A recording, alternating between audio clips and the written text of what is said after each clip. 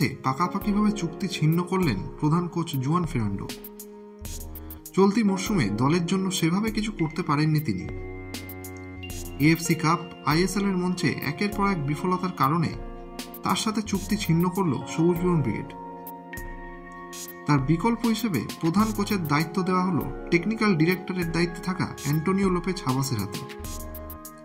প্রসঙ্গত উল্লেখ্য, 2020-21 মরশুম এবং 2021-22 মরশুমের প্রথম কিছু ম্যাচে মোহনবাগানের দায়িত্বে ছিলেন হাবাস। এরপর নিজে থেকেই দায়িত্ব ছাড়েন তিনি। তার বদলে এফসি গোয়া থেকে নেওয়া হয়েছিল ফেরান্ডোকে। চলতি মরশুমেই আবার দলের টিডি হিসেবে ফিরিয়ে আনা হয়েছিল হাবাসকে।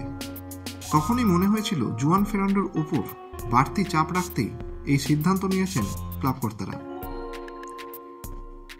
শেষ কিছু ম্যাচে হতাশাজনক ফুটবল খেলেছে দল, সেই কারণেই নিজের দায়িত্ব থেকে সরে দাঁড়ানোর সিদ্ধান্ত নেন ফেরান্ডো। এবার মোহনবাগানের সাইড লাইনে আবারও দেখা যাবে হাবাসকে।